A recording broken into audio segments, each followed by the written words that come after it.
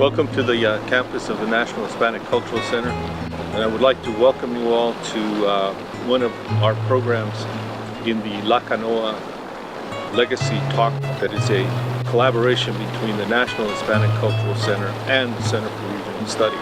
The Center for Regional Studies is dedicated to the creation of knowledge about New Mexico, the greater Southwest as a region, its connections to northern Mexico, Latin America, and Spain. The La Canoa Legacy Talks take their inspiration from the very word La Canoa, which can have several meanings. Here at the campus of the National Hispanic Cultural Center, we have a more modern rendition, an artistic rendition of La Canoa, which you can see to my right. The piece here reminds us, el agua es vida. We also want our talks to create knowledge, inspire action, bring practical and useful information to community members, specialized researchers, and others interested in the history, culture, sociology, politics, and religious experience of our region.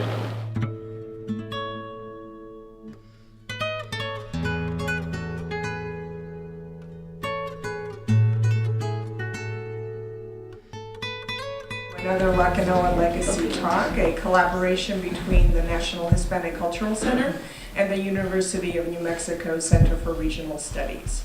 The collaboration allows us to also videotape this wonderful presentation. So in the back will be our master of camera ceremonies for the Gurule. And I am going to give you just a small idea of what else we have coming up, and then we'll get into the actual presentation. I'm Ana Uremovich, I'm the archivist here. Our La Canoas happen every month. We always try to keep it on the third Saturday at 2 p.m. We have coming up in January, on the 20th, the Peralta Grant, James Addison Reeves' Plan to Steal the Southwest. It should be quite an interesting presentation by Anita Huzar Hernandez. And then additionally, we do not have a January book reading, but I did want to let you know that we have in our building now the Hispanic Resources, or Hispanic Cultural Resources Center, and they are going to be doing a presentation in the Wells Fargo Theater in our Performing Arts on January 6th. Their speaker is going to talk about the basic genealogy checklist. The author will give an overview using familysearch.org and also give additional tips that are in the book for those of you that are interested in genealogy. Now I'd like to introduce Professor Michael Trujillo of the UNM's American Studies, Chicano Studies, who will introduce our speaker. Thank you.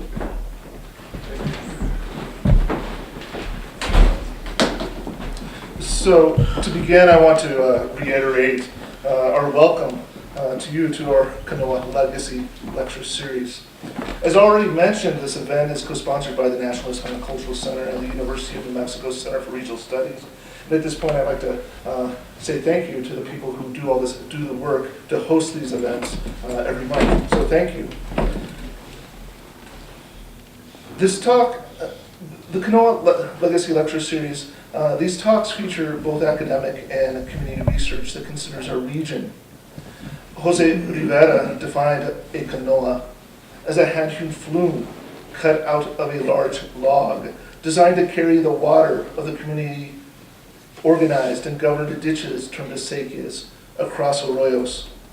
In this way, canoas transport our traditional community's lifeblood and form an organic, integral, and integrating part of our landscapes in both human and natural terms. We take those hand-hewn objects as the guiding metaphor for this speaker series. Like a canoa, we hope these talks will serve our communities. Our canoa presenters speak about our region and our place in the world. We hope to provoke dialogue about the things important to us, both here, and here I mean by within these four walls, but also following the presentation and our communities more broadly.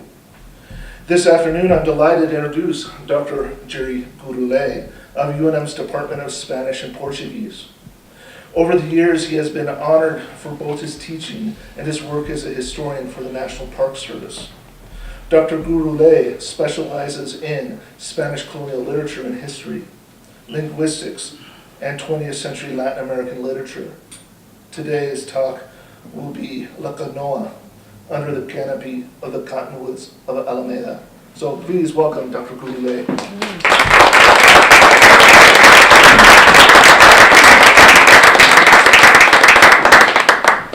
Gracias. First off, I'd like to give thanks to all the people, because this isn't just me. This information comes from a variety of people that contributed their time and the things that they share that brought this together and is part of the story. The story is ongoing and developing about Alameda, but it's not only about Alameda, it is about the Sandía Pueblo. There's a relationship there that was established. For example, a friend that I know who teaches in California told me he asked about a certain tradition that was done between the Pueblo and the people from Alameda. When was it? El 24 de junio, 24th of June, el día de San Juan Bautista. And he told me that the tradition that they had established was on that day, both the Pueblo and the people from Alameda would go to the river and they'd bathe. So it's kind of an example of how large this whole thing expands. It includes, of course, Corrales, Los Ranchos, and then, of course, Alameda, and others. But to begin with, I'd like to read a poem, because if any of you read the blurb on that I wrote for this canoa series, I used the word mi gente, and I thought about that, and I said, I wonder where I came up with that. I mean, I felt it, of course, but more than that, it reminded me that I had read a poem a while back ago by Langstrom Hughes, and he calls it My People. The night is beautiful, so the focus of my people, so the faces of my people.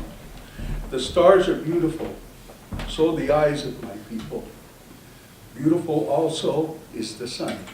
Beautiful also are the souls of my people. So basically, when you say my people, it's pretty broad. It's not necessarily ethnic, one person. And as I mentioned, a lot of people contributed to it. We have a saying in Spanish, una mano lava la otra y las dos lavan la cara.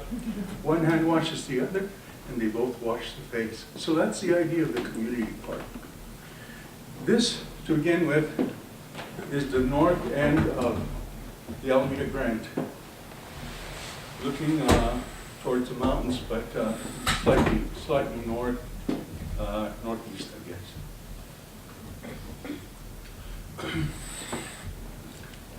Now, to begin with, I'm going to go over through maps. I did a lot with maps, over an overview of the area, broader than the ones I just mentioned, to establish an idea about how the Spanish viewed this area in a larger sense. To begin with, Alameda. And this is a road marker. If you're coming from that north end, it says this 18th century settlement was established on the site of an ancient Tiwa Indian pueblo that was destroyed following the Indian Pueblo revolt of 1680. The pueblo was reestablished in 1702, but in 1708, the Spanish moved the Tiwa inhabitants to help resettle the Pueblo of Isleta.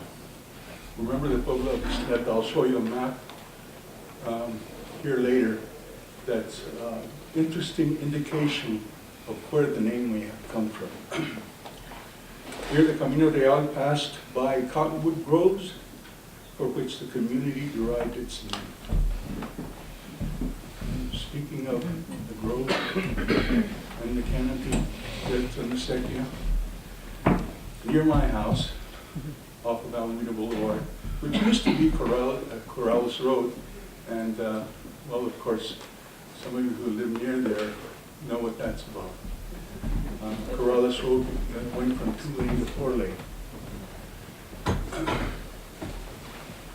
So, to get to the history through maps. This map is a map by Abraham Ortelius. Abraham Ortelius. Now, he was a map maker, but this map is significantly early.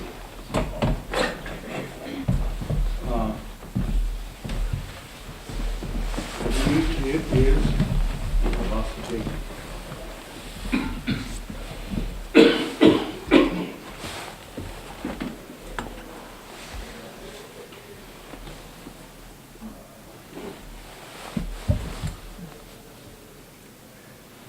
Uh, 1570, and this map appears in an atlas. Now, a lot of he was never here, so you'll see the difference from maps by those drawn by people on the ground. Much more accurate. You notice this North and South America. North America, well, it looks almost like it looks. South America as well. Well, Tiguex was the area where we all lived, which was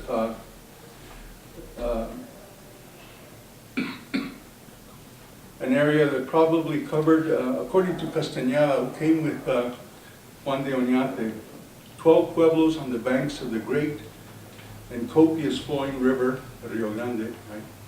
Some pueblos on one side, some on the other. Now all of these pueblos, which included the Alameda Pueblo, were north of what is today I-40, and probably as far north as Bernalillo. So it's a large area.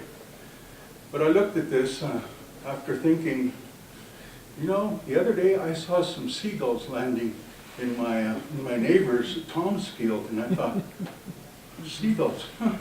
And then I looked at this map again and I said, oceanfront property. I don't know. But it really demonstrates how they actually put these maps together. Now this map is the Enrico Martinez map of 1601. It appears in La Nuevo Mexico, the history of the poem from Villagra. But before then, you can see, I don't know if I can, let's see if I can do this.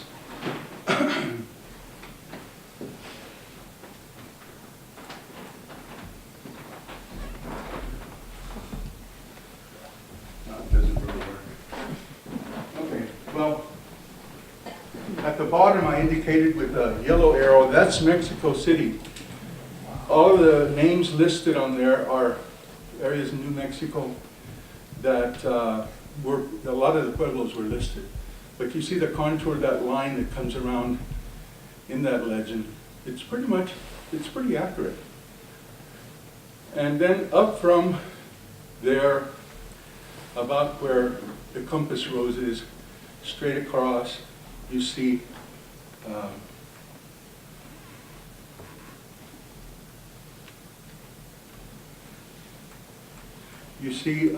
Santa Barbara.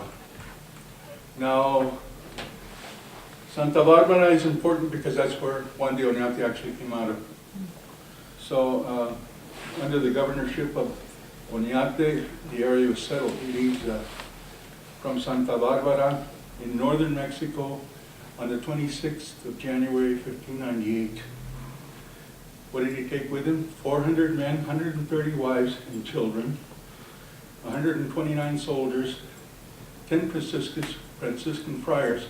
Of course, remember, that was part of what they came to do, was to convert the Indians, right? And also, the caravan included 7,000 head of livestock and 83 carts. Now, with those came the famous Trudero sheep. The Trudero sheep were had a multi-purpose, not only their hair or fur, but also they were good to eat. So they came well prepared.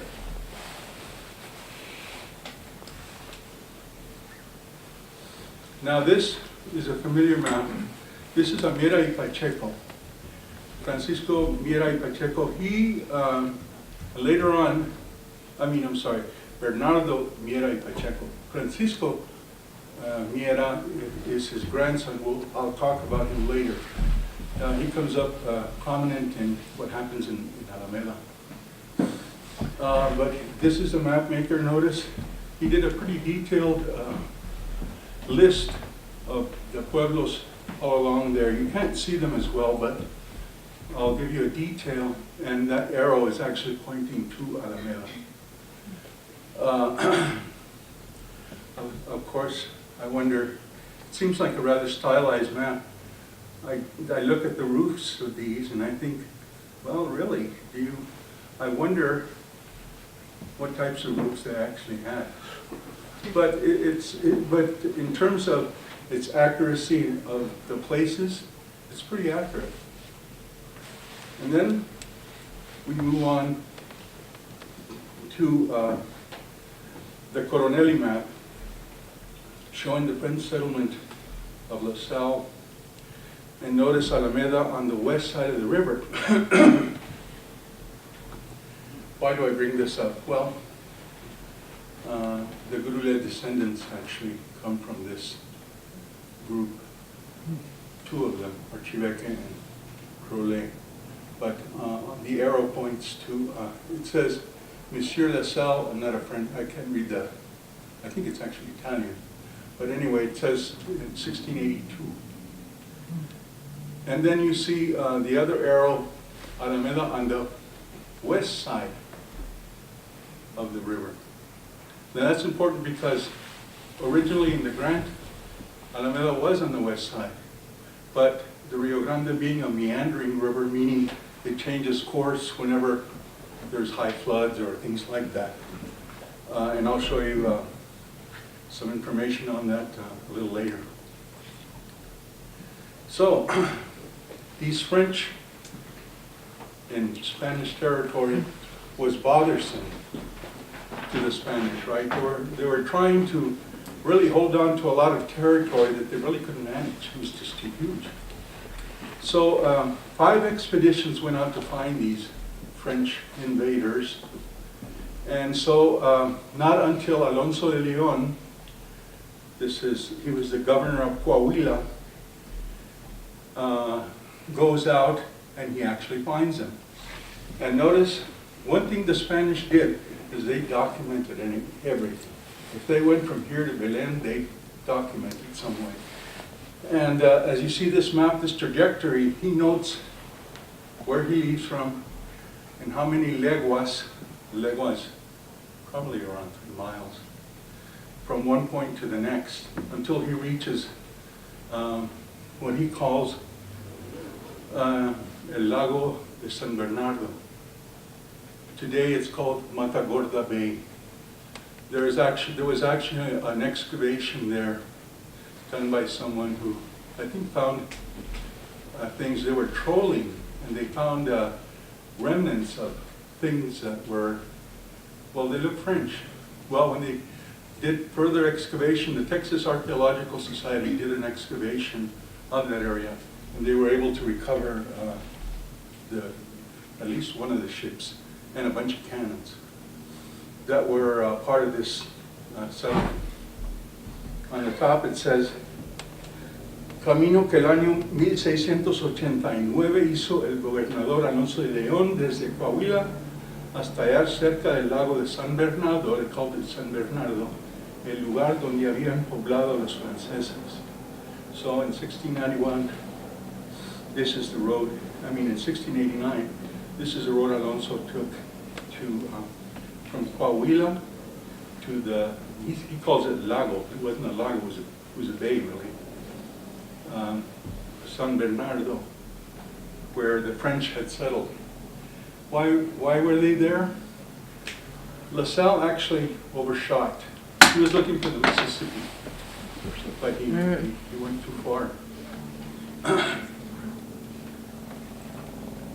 Now, in reference to how this is relevant to Alameda, I'm Gurule, and this is the ship, supposedly the bell. It's not really the bell, but you can see the writing on each side. When we worked with the Museum of New Mexico, they really enhanced this so that it could be read. But on the left is Grule's writing, and on the right is the writing of Archiveque. Archiveque says, you know, basically they wanted to be among Europeans, right? So they send this as a way to try to communicate.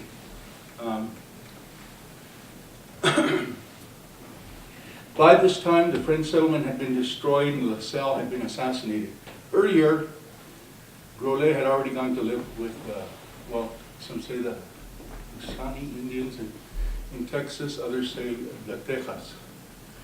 One of the things that one of the priests describes him as is caras. He talks about Gurule as, or Gurule at that time, as caras rayadas. Now that's not clear if that's painted or tattooed. Some will say tattooed, and some will say painted. So the two of the three, what happens to them? This on this text he says, "Sir, I don't know what sort of people you are. We are French. We are among savages, and we would like to be among Christians such as we are. We know well that you are Spaniards, and we do not know whether you will attack us."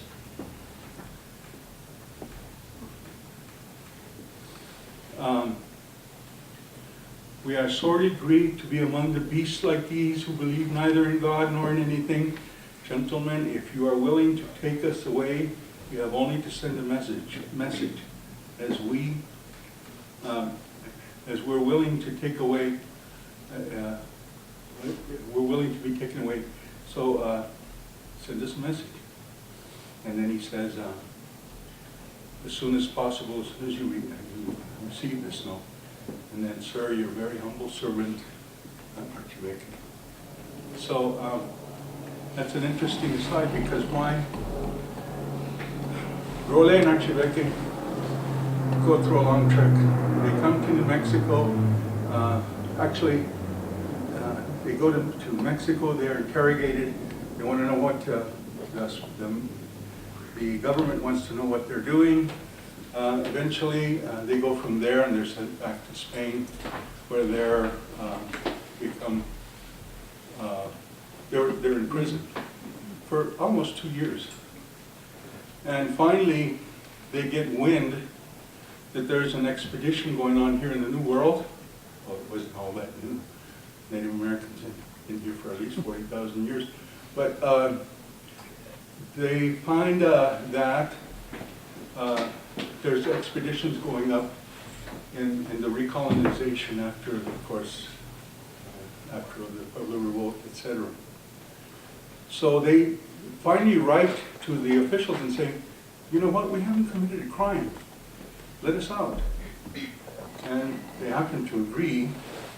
One reason I speculate that they may have been not let out so easily was because they carried a lot of information. They knew the area. They knew where rivers were. All of this stuff was important, right?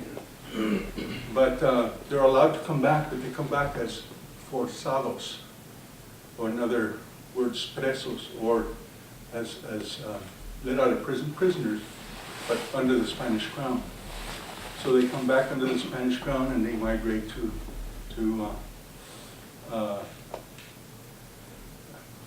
the area, Alameda, and of course Los Ranchos. Los Ranchos was Gurule, when he gets here, his name was Jacques Gurule, and when in Rome do his Romans, his name becomes Santiago Gurule.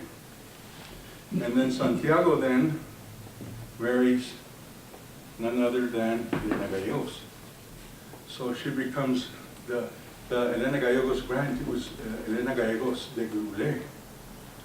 But he dies before, and the common custom was to go back to the name, so Elena Gallegos land grant.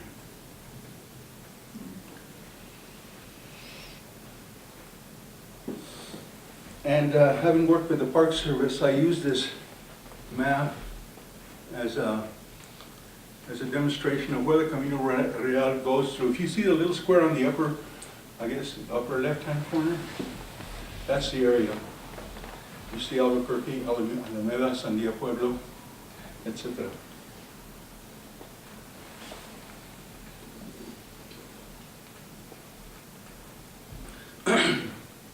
And this is a map I mentioned to you earlier.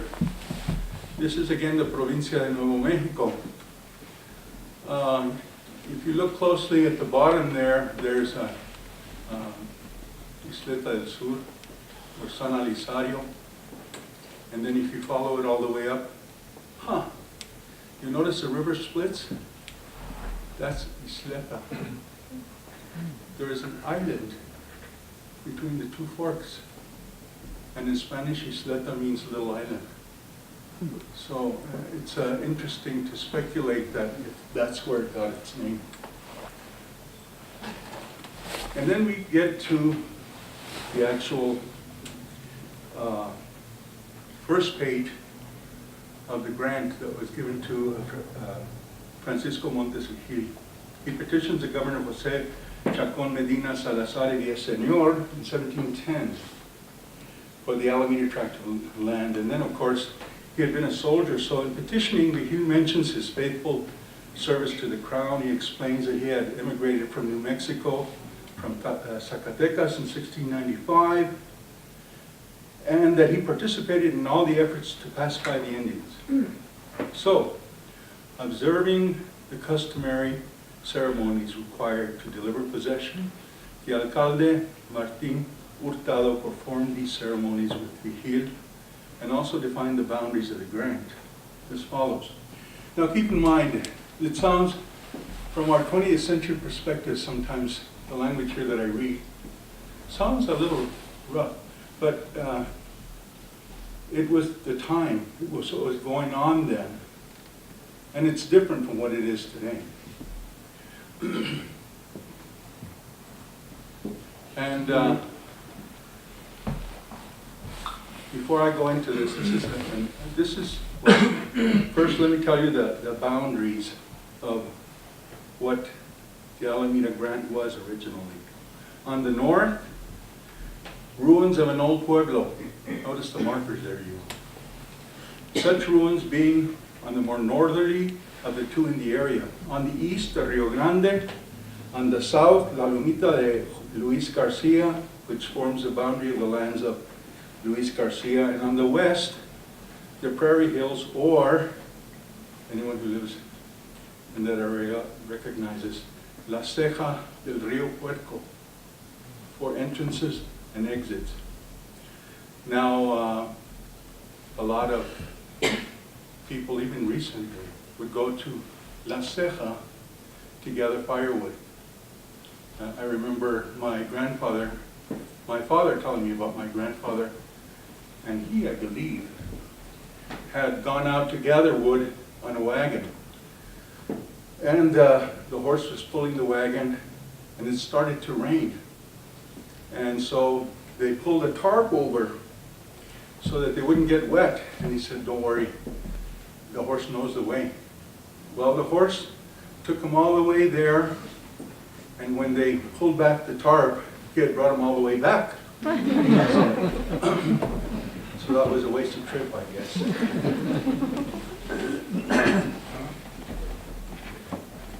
Now this says the Duke of Albuquerque. It's actually not true.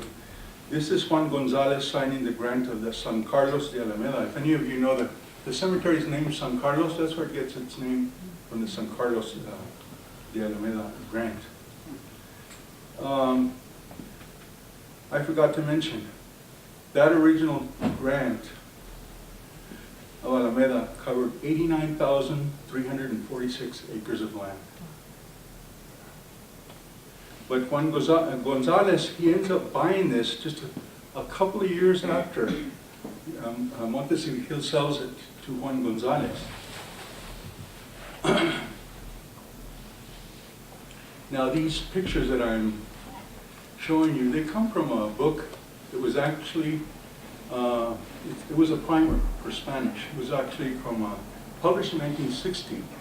But the information had to have been earlier, because I see at least 7 or 8 of the adivinanzas that were in there were by my uncles and aunts. So, and they were from Corrales. One of the ones that I remember from there is, okay, this is an adivinanza, so you have to figure out what it is. It is white, like milk. It is black, like tea. It speaks, but it doesn't have a mouth. And it walks, but it doesn't have legs. What is it?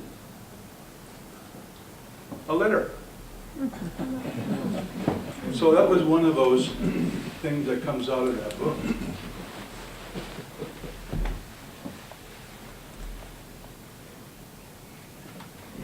Now this is a picture of the land grant. Of course, this is a modern rendition of it, right? And so we all know Juan Gonzalez, what did he pay for it? 200 pesos. He paid for the land grant. Okay, later Juan Gonzalez then starts selling pieces of it to others to settle. Now what's interesting here is notice the line on the right, that's the old bed of the Rio Grande. And that's what I was mentioning. The original grant was on the west side of the river.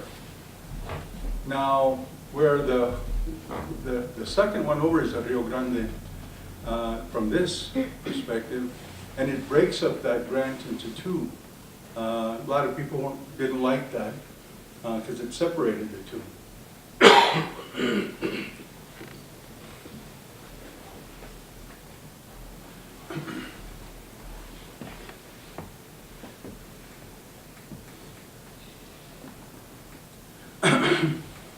In this kind of a move from Santa Fe to Albuquerque,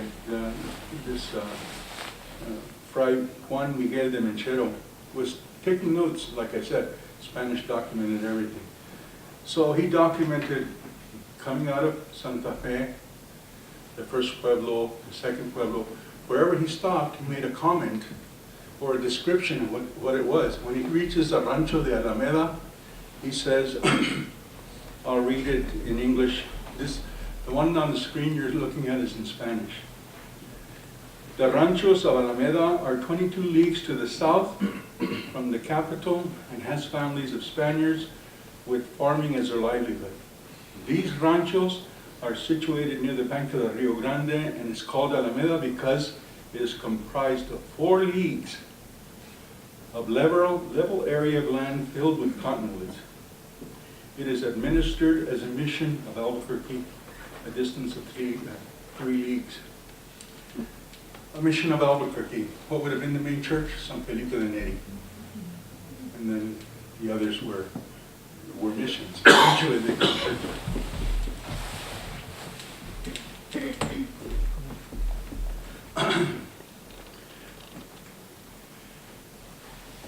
Now this is from the same book. Ay, vienen los indios. The Indians are coming. The Indians are coming. I spoke to one interviewee, and it also appears in this book. But he had a Navajo friend, and he said, yeah, I know where you live. Live in Alameda. They used to call that the place of the bells. Makes sense.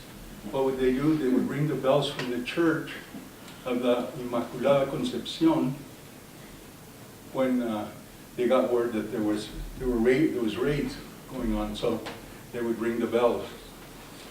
The same person told me that because his ancestors, his grandmother lived in Corrales, and he said when they would come in to raid, the Navajos would, because they would have the horses inside a sealed compound, but they said one of the Navajos would jump over to the other side, throw them the rope, and they would basically saw the adobe with the rope to get to the horses. Pretty ingenious. Contando de los indios, well, again, telling the stories. In this book, what's very interesting about this primer, actually for Spanish, is that it actually says who actually told the story. And some of them say, my grandfather told me this. So it's kind of like an oral history. And then los cumpleaños, the birthday greetings, right? And then all the old dances that they used to dance. Later on, I'll show you one of the places where they held those dances that building is still there. And this is the soldiers, which were not that many, but there was some protection. Notice their main weapon was the lance. And what is he wearing? He's called a soldado de cuera. A soldado de cuera. Now, had they been elsewhere, that shield may have been of metal. But what they were looking at is arrows. So it says on there, on this piece actually, it's of 7 layers of alkali, hardened. And that was their shield. And then, of course, they used the lance also to hunt buffalo.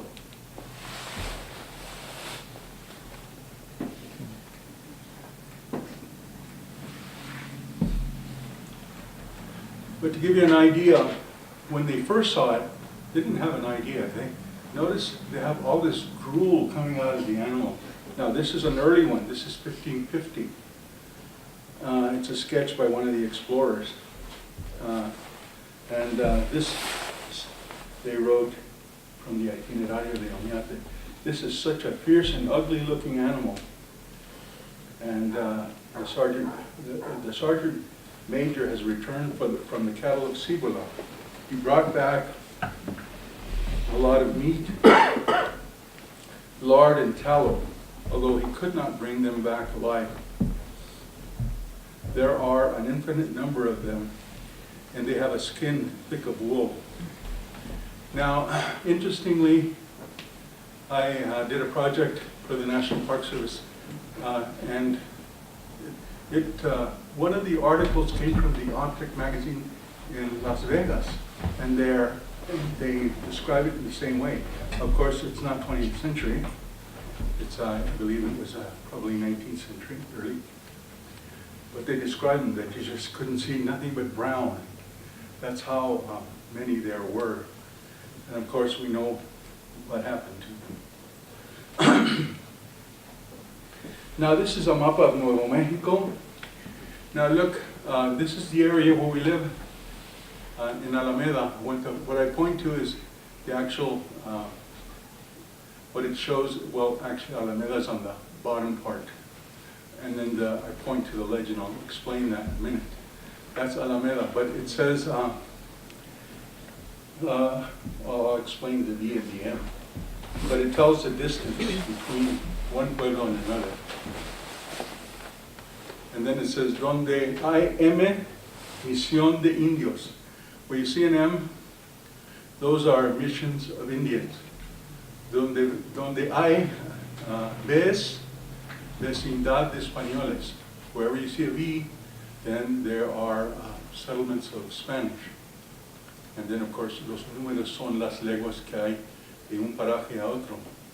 the numbers are the leagues between one and another.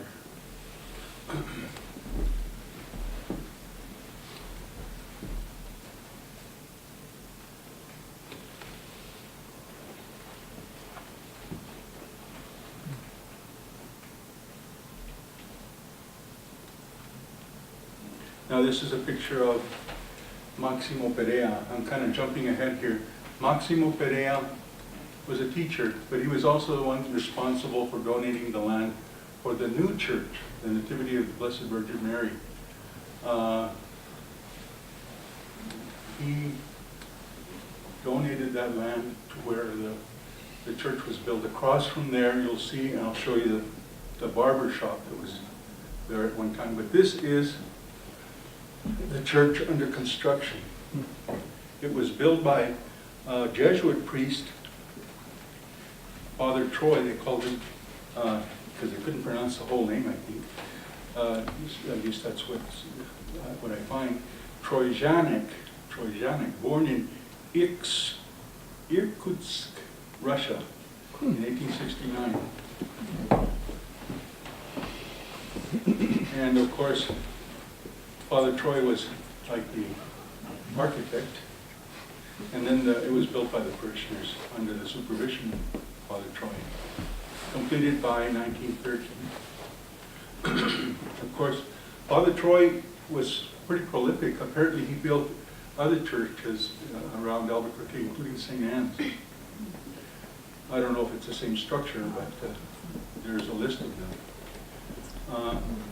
Father Troy died on December 23rd, 1936, when he was struck by a hit-and-run driver on the street in front of the Alameda Chapel, or the Alameda Church, rather. And just a note, the original church bell was donated by the women in the community. How?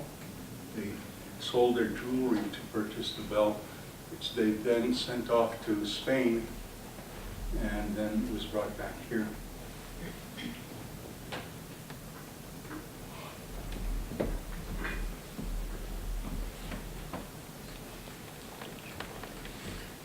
What's interesting is they did a lot of different renovations to this through the years, and finally they came back to how it was originally.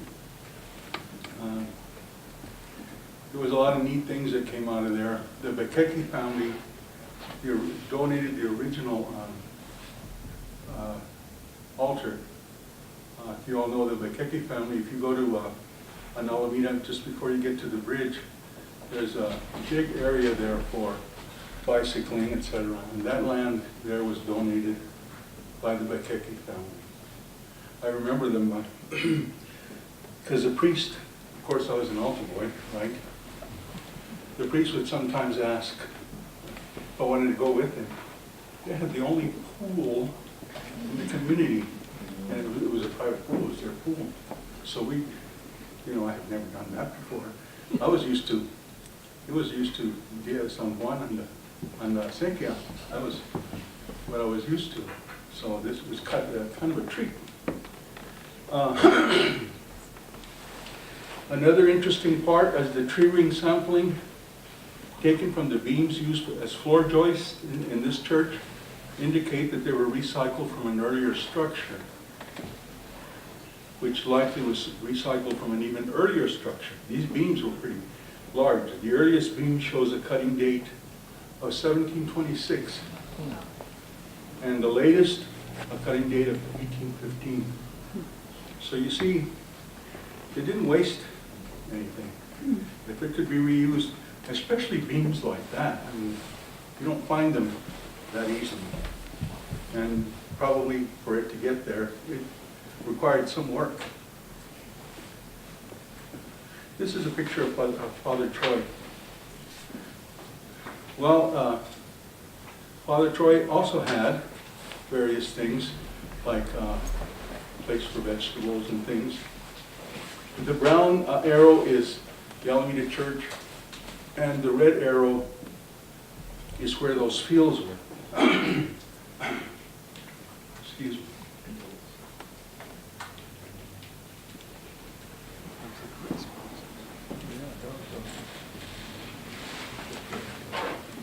Now, the area with the red arrow, that was commonly known as Las Lomas. Las Lomas, and it was higher, you know. So it was a great place in case the river did whatever it did. It was always higher there, so it could sometimes be safer. And through that area also passed, which they don't show here, but it was called El Camino de Bernalillo. So there was a road there that led to Bernalillo. And I remember as a kid, it's now been blocked off by the Pueblo. But there was a road up there that if you followed it, you would end up past the station where the rail runner is on there. Further down, the road would come out. But it's been blocked now because that technically is part of Sandía Reservation.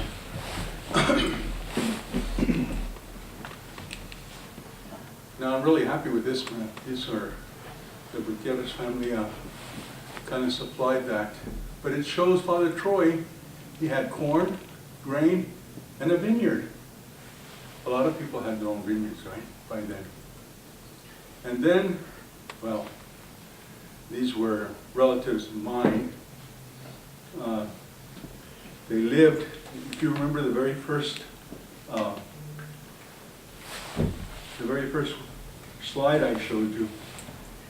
This is Anastasia, Jose Leonides, Ciprianita, Remedio, Altagracia, Jose Domingo, also called Papanino. And they lived on that house way at the end. It's been torn down now, unfortunately. But I remember that as a kid because I remember visiting and you'd go in the door and you'd smell, it smells like rain. Well, they had dirt floors. And what my aunts would do, well, actually they were my father's aunts, but we called them tias anyway, because they were our tias, however many we removed. They would sprinkle water to keep the dust down. And it was always a little dark, but I remember they had an old stove. The great thing was, it was one of the few times that we could have coffee without getting reprimanded, without actually having coffee. And so we looked at our parents with that brown cup that had a little chip, enamel cup, that had a little chip on the corner, and have our cassé, we called it. So, with these families, you know, there's a whole Spanish culture around traditions and respect. You know, it was, if you didn't speak correctly to an elder, you were corrected. And you didn't ask for things directly. But every Sunday we went to visit.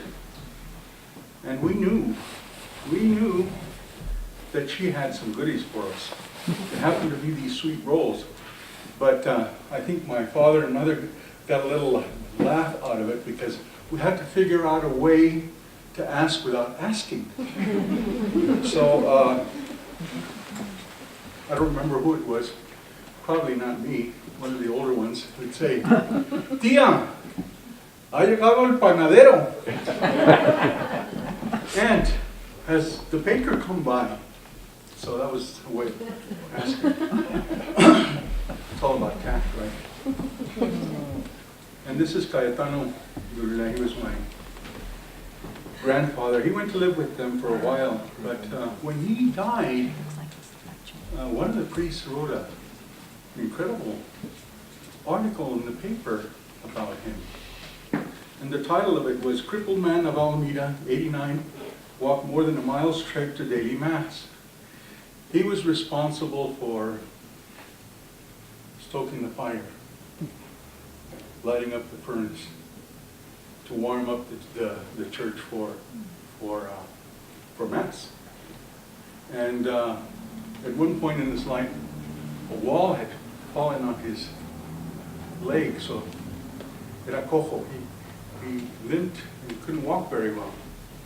But apparently, with a lot of pain, he was able to kneel.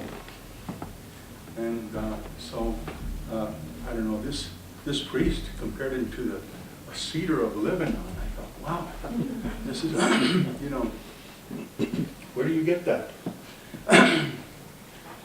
But apparently he did a lot of different work. He also had a store. This building is still there. He had a store there, and that's where he'd sell goods. And after the Depression, a lot of people weren't able to pay, you know. Everybody was in difficult situations. So I think that's when my father ended up going to the CC camp, the Civilian Conservation Corps. And of course, I don't know, most of you probably know about it. They give the student a stipend of some sort, and then they send the rest of the money to the family. But you can see how thick those walls were. And then of course, my famous parents. I often think, man, they look like movie stars. This is their wedding anniversary, wedding day, 1940.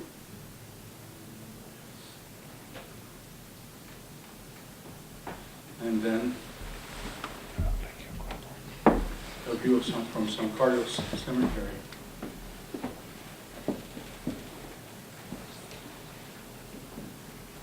You know, I forgot to mention that we were talking about Corrales. Of course,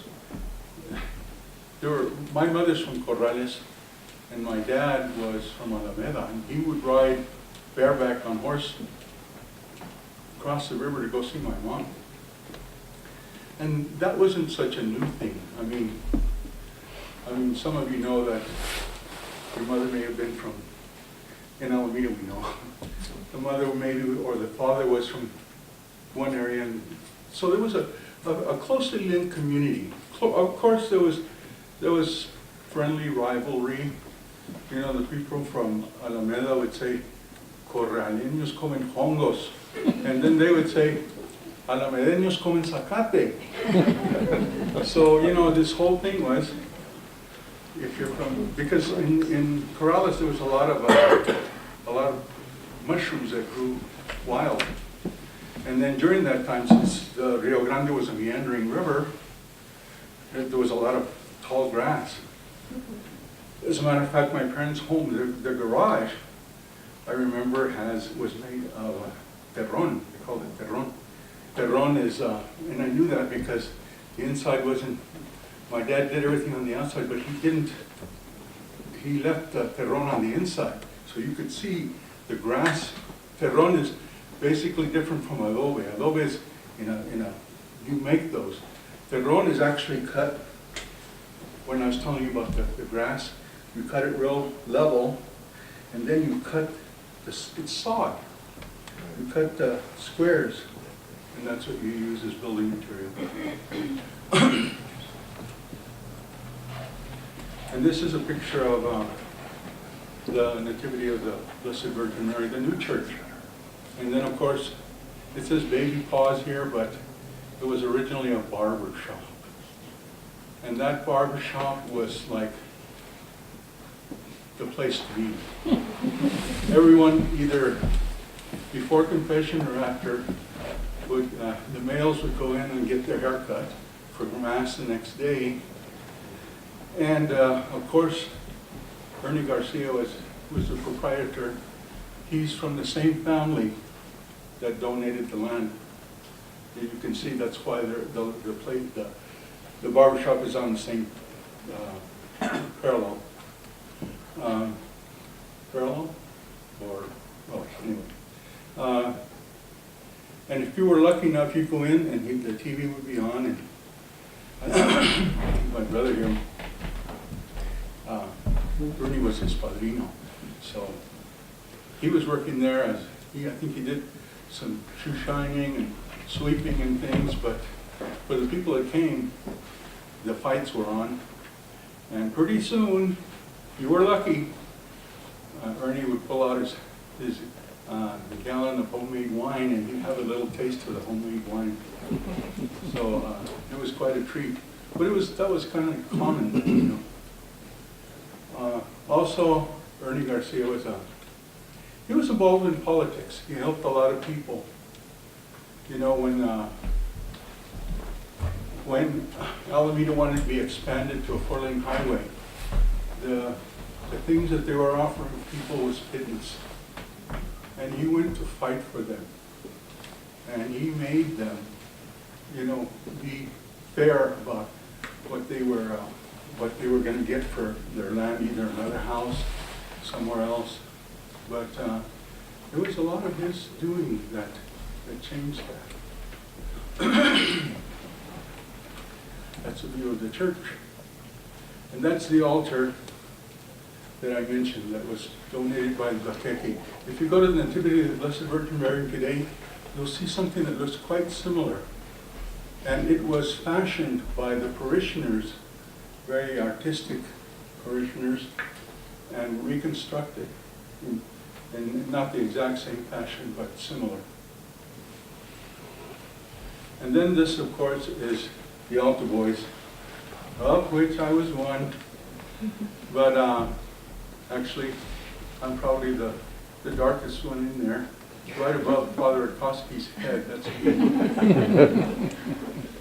But I knew all these fellows, and actually, if you look to the extreme left, that is Eligio Padilla. Eligio Padilla was a professor of psychology. I think he did his work or got his degree in UCLA, and came back here to Chile. He eventually becomes a dean at the University of New Mexico.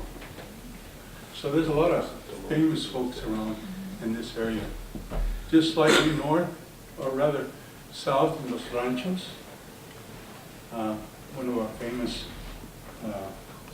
friends was Sidney Gutierrez. Sidney was he went to Los Ranchos school, actually. He was an astronaut that flew 2 missions, one on the Endeavor, and I forget the other mission.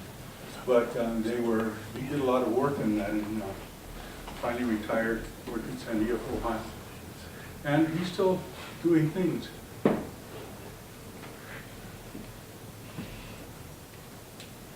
And then this is the Camino de la Morada. I spoke to an interviewee, and I interviewed him because I thought, I wonder if there was, how many moradas were there? And he said that there were 4 in Alameda, 4 moradas. So, to clarify, I thought that this building here behind the wood was a morada, but my brother who remembers better said, no, that morada was further down. It was further down at the end. And that kind of made sense because there was a cemetery over there. It was deconsecrated by the priest. But there was a cemetery there. I remember as a kid, I remember playing around in that area. Of course, the tombstones were turned over, the graves were sunken. And so in the end, the priest deconsecrated it. But that was one. And then he said, there was one in the corner of Ortega and Río Grande.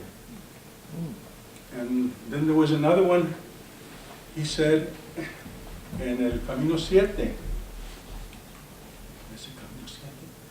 Well, Camino north Guadalupe off of Alameda Road, rather south Guadalupe off of Alameda Road, is now Guadalupe, but it used to be called 7th Street. La Calle 7. And there was, I think it was a place where a gentleman near where a man named Franquemanta used to live. Right in through there, there was a morada. So as you see, there was a lot of moradas in that area. And then all that dancing they must have done, because I'm sure they did. This is a sala, or one of the salas. Actually, there was more than one. My brother will tell you, brothers will remember. I think there was one somewhere on near what was Corrales Road and 4th Street. There was one sala. And then there were others in different areas. Well, I asked him, because I asked this man, since passed away, in past. I asked him, well, what did you guys do? He said, oh, they used to put up dances. Dances, really? Well, who sponsored them? He said, oh, la sociedad. I said, la sociedad? What the heck is la sociedad? Well, la sociedad was a society, I'll do it in English, Society for the Mutual Protection of United Workers. It was an organization, it was a mutual aid society. So you contributed certain things and then they provided certain things to you. It was an organization that actually began out of southern Colorado and then it spread into New Mexico. And this was one of the places that they did those dances.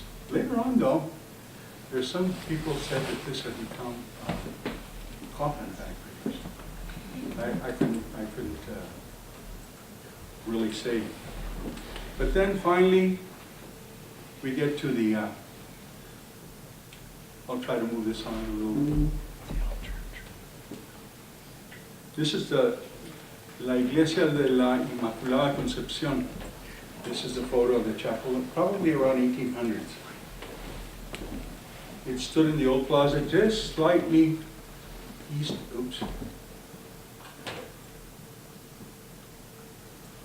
just slightly east of Rio Grande Boulevard. And this is a census that was required.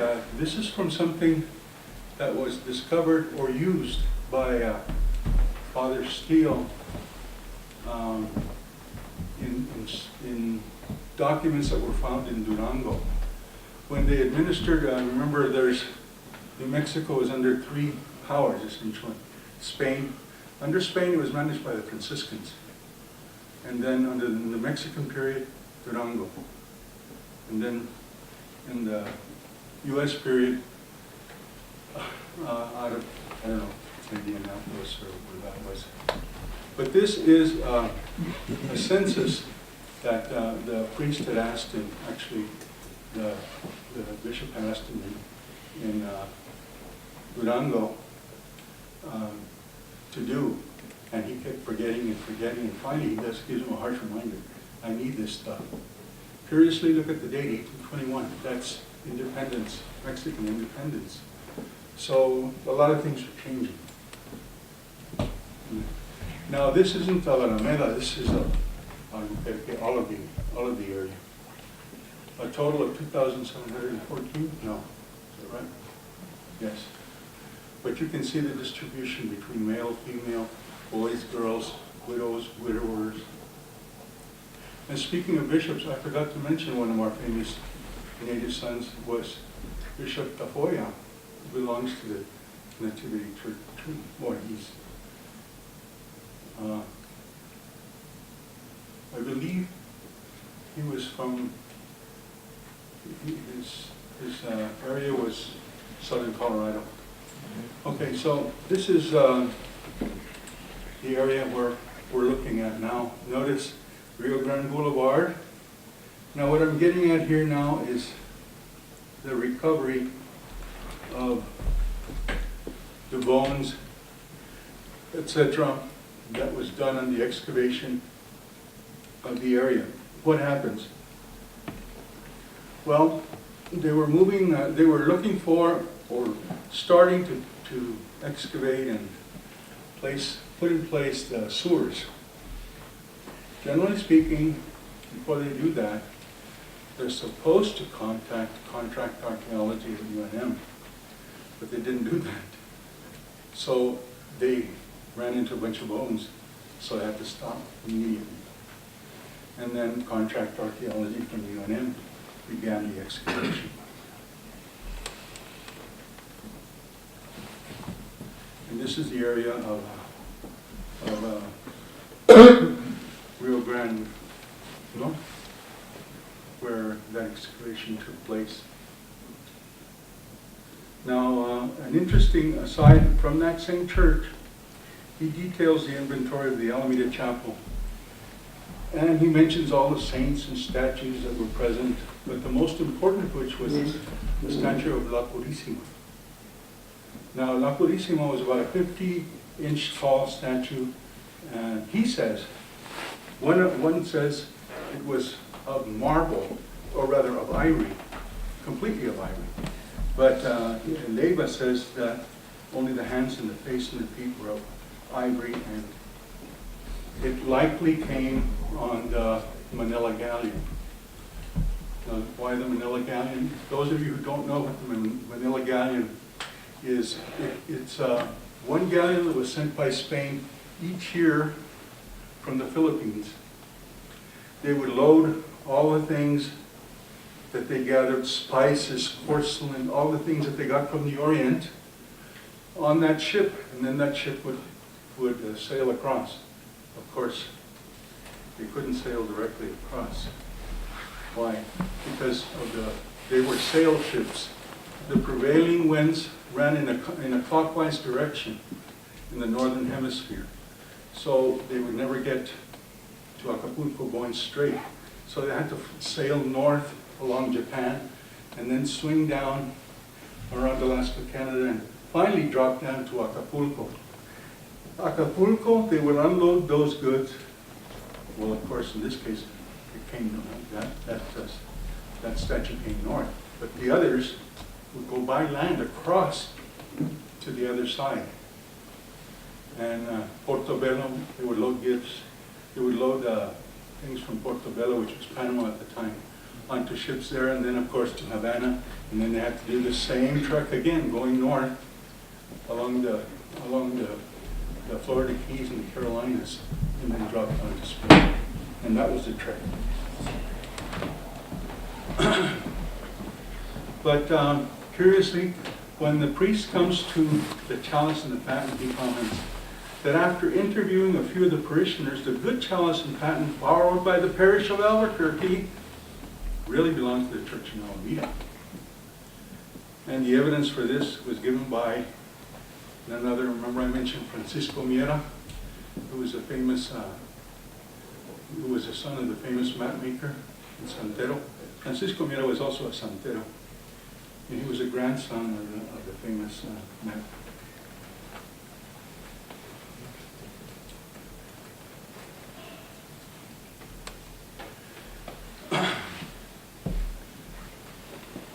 Okay, I have more to share with you, but rather than spend too much time on this, I'd like two things to share with you. These are the excavations as they were going on. These were the boxes of the bones that they recovered. The work was done by UNM. And then the DNA samplings and things. They tried to get this funded to be able to sample DNA from people of Alameda, but they weren't successful in the funding efforts.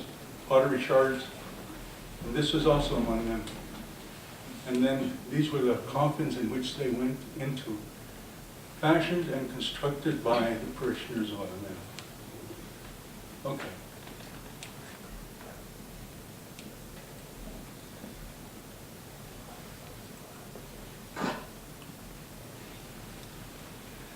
The sound in this is going to be a little off on the second part, especially because of the wind. It was a real windy day when they reburied these in San Carlos.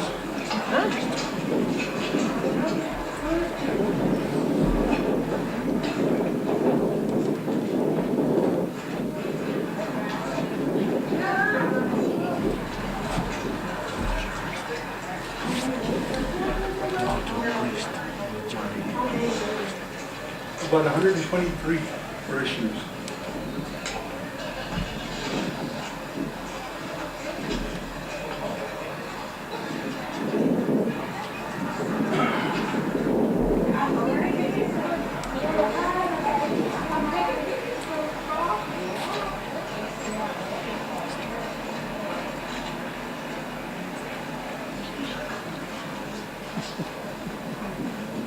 Some of you were in this, you'll see your faces now.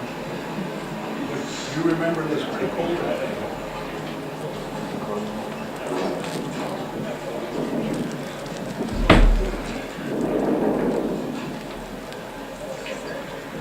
That howling is the wind.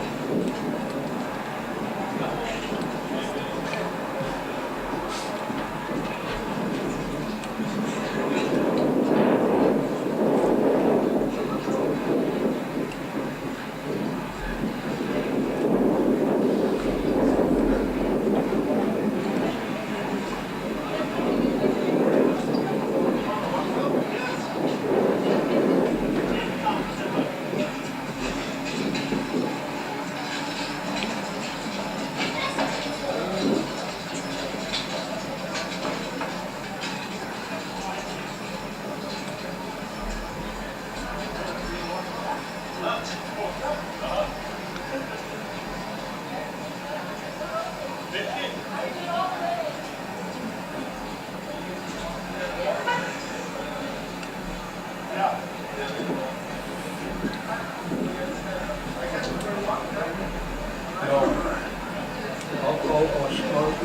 recap at the end.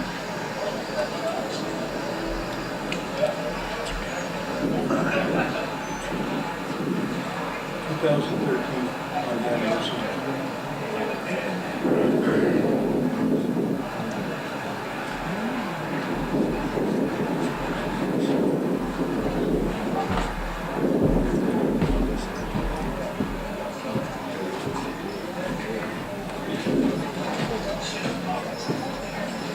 One of the woman you see there on the side, she was also sister to Eligio Padilla. She's a middle school teacher in special ed who also has a black belt in karate.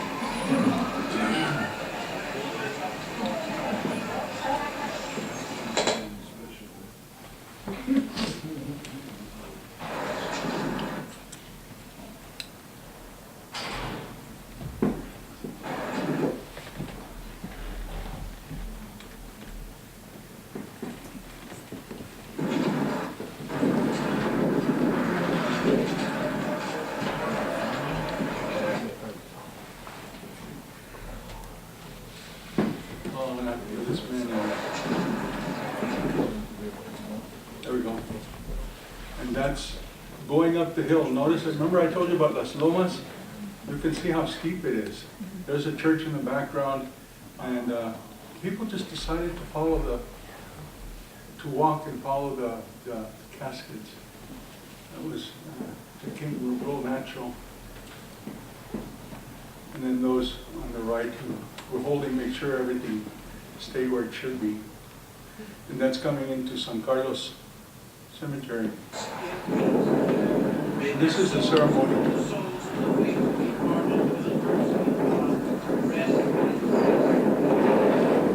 If you hear closely, there's an alabados that are sung here that were, I think, are precious to listen to, and I think this is close to the end. So.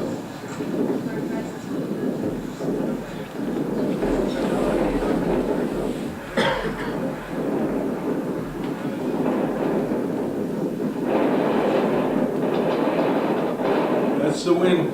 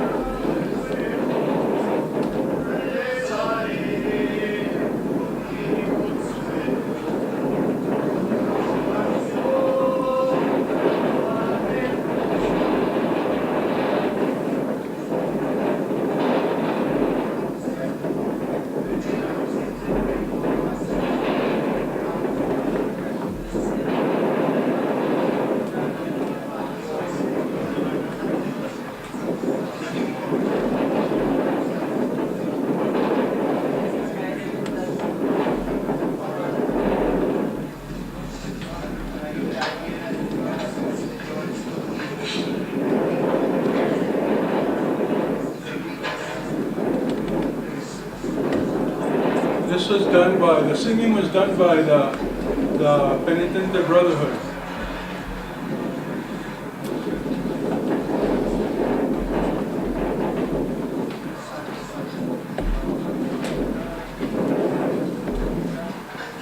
Now you notice they're doing it the old style with the ropes.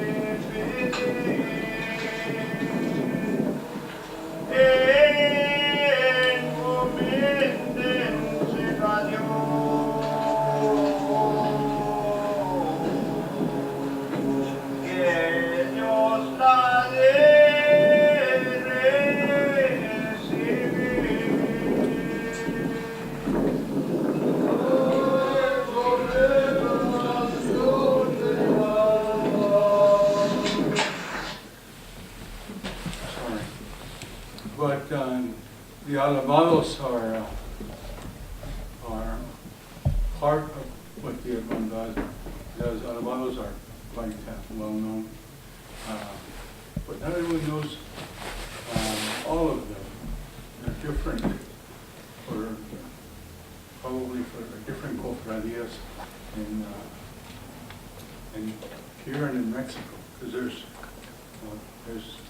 these in Mexico as well. Now there they are, laid to rest. And then the plaque, we were asked to come up with something that would honor them, and this came up actually later. They did this in bronze, so I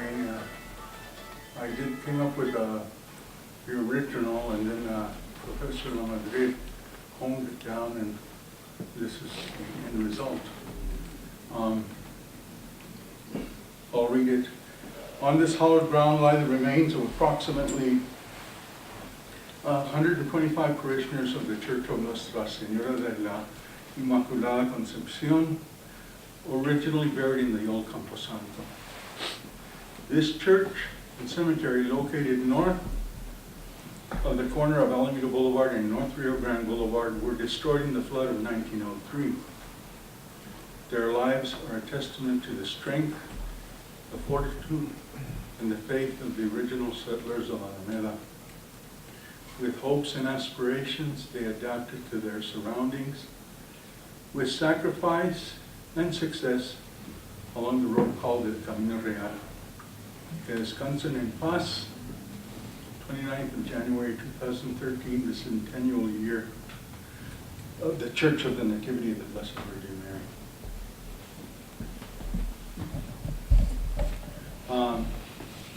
If you go to the end of, Rio Grande and Alameda Boulevard now, you'll see this statue. This statue was, I gave a presentation in Los Ranchos, and they were looking to hear something about Alameda, and they opened it up to artists to come up with something that would go on that corner as they were developing it. And so the winner was this artist, Bruce Papito, which is on the corner, as I mentioned. What a lot of people don't see, you see it from the outside, two people carrying a bell. But this is underneath. These are the faces.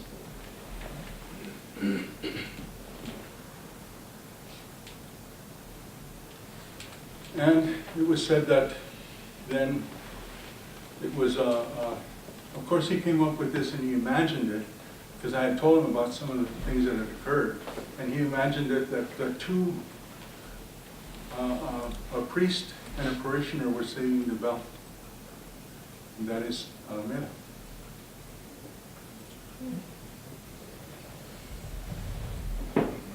Alameda is still a very vibrant community. This art piece was just an idea that was chosen, of course, and the people, a lot of them, I think I see a lot of Alamedeños and Corraleños in here as well, but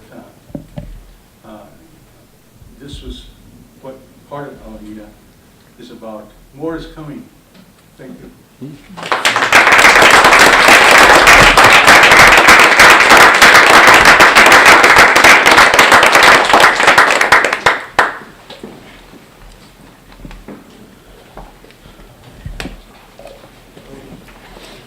Questions or comments? Yes.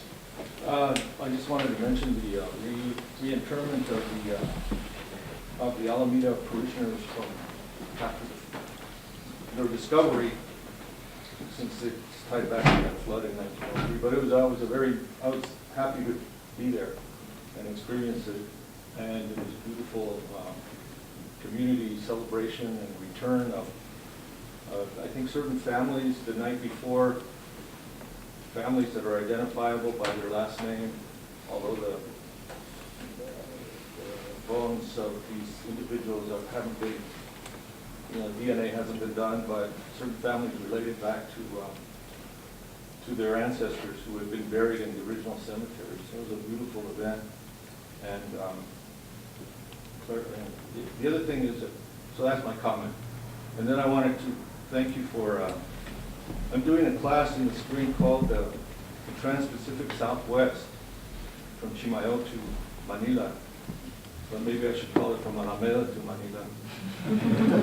And anyway, when you mentioned the artifacts of the ivory that was in the statue that was in the church before 1903, these are these touchstones that I'm using in my class to develop this idea that there was a globalized movement and translocations happening that came as far north as New Mexico that connected the Philippines to Mexico to New Mexico. Yeah. So, thank you for pointing that out. And if you notice that one piece, the Chinese, even though it was, it looks like a stencil probably, but it probably likely came from the same place. And there are other Randes has other relics that were that they were recovered. I'd love to see them because I'm looking for the tangible. People won't believe me when I say, New Mexico, the Philippines were once connected through these global trade routes, but Indispensably so, because it was a part of the trade route, yeah. yeah. And just before your comment, I just wanted to mention Dr. Melendez was so inspired, he actually published a poem that he wrote from that occurrence. That's right. But The bones rattle in their new boxes. yes. When was the first bridge put in to go across the river? I'm not sure. Effie, do you know? I know it was, there was one on the other side, and I remember they talking about barandales. The bridge was, I don't know if it was of metal, but it had these huge things that went over. It wasn't flat like the ones there now. And I think if someone really did the excavation, they could probably find the cement plaster or whatever. But Would there have been a 18th century bridge? well, I don't know. But remember that the river changed course. So, Alameda was at one point on the west side. I saw a photograph once of a bridge near San Felipe that was made out of like woven reeds or sticks. I just wondered what the historic path Well, is. I can't tell you about the bridge itself, but I can tell you that according to what people, the tales people tell, there had to have been a bridge that they could take a wagon across, and And your one- family could meet each other? and yeah, well, I don't know about my father. I think he did that by horseback. Oh, I forgot to mention, I was talking about the altar boys. Well, the picture you saw was from my generation. An earlier generation was, of course, my brother's, but I was asking him today, because I know our family had the first television in the neighborhood. First television. It was an Admiral, I remember. It was a square box Admiral TV. Of course, we never would have bought it. But my brother won it in a raffle at the church. It turned out that Father O'Byrne, right? Yeah. Father O'Byrne had bought a ticket for each of the altar boys, and my brother ended up winning.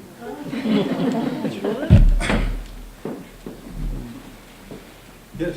So, you mentioned getting back to the founding of the land grant, because you said it went to individuals, right? So this is, it seems like a different kind of format for land grant than the communal land grants that are in other parts of the north. So, is that the case for Alameda? Well, Alameda goes through a period of a lot of lands being dispersed and sold. When Juan Gonzalez gets it, he actually either sells the land or gives land so that it can be settled. Traditionally, there are communal lands that can't be sold. Now, I don't know if that existed in Alameda. And I know, for example, the one for Elena Gallegos, she was quite a wealthy lady. I mean, she bought that herself. She got that grant. She married Gurule, and she was 74 years old. But she had her own brand. So she was she actually bought it from Montoya. And then, of course, there's a tragic episode about that. There was a lot of land grabbing. People taking people's lands for back taxes.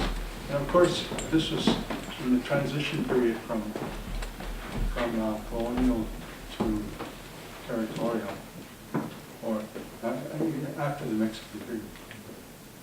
But there's a few articles written by some people that did studies in the law about the land grant and how it just kind of fell apart. Well, it didn't fall apart. There's a lot of greedy people in the area who formed, for example, land companies, I guess you'd say, I forget what they're called, to sell land, buy land, but what it allowed them to do was to know what was there and to take it, to take a lot of that, to buy it, or to, for whatever reason. For example, the one in Los Ranchos, a lot of that land was bought by Sims, and he went through these land offices to get those. And that was a huge grant for Elena Gallegos. It was from the river all the way to, well, where Alameda ended, I don't know, right around Los Ranchos there, all the way to what is about Los Griegos. But then it extended all the way to the crest. So it was huge. So it wasn't, and it's interesting to see the discussion about that, because it wasn't, the problem, people were saying, well, it should just go to the foothills. Well, the problem with saying that was the foothills did all kinds of things. So it was, people said it's more likely that it was the top of the crest. Well, Isn't the Albuquerque Academy area the original, part of the original Elena Gallegos land grant? Yeah. And it's the largest piece is still remaining intact, I think, It's Sims is the one that donated that to the academy. Academy.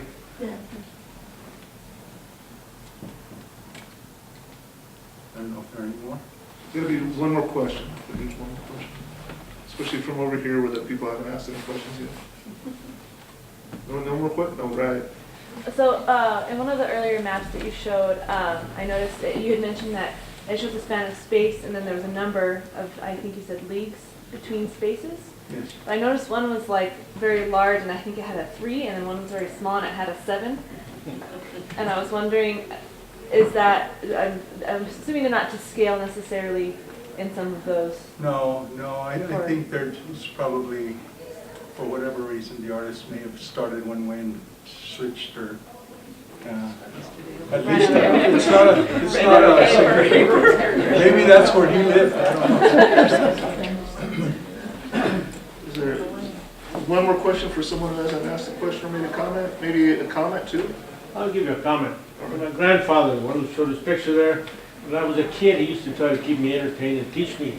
And one of the things that reminded me was about the Indians fighting. He used to say, cuando los indios pelearon, toda la gente corrió, que gente tan sinvergüenza, pero adelante iba yo. Did you all get that? If you didn't, I'll translate it. He said, "La sinvergüenza" in Spanish is that, you call somebody a sinvergüenza, that's a pretty hard thing to do. Shameless. So shameless, so, and he says they're shameless, these people, when the Indians came, they all started running, and in front was me.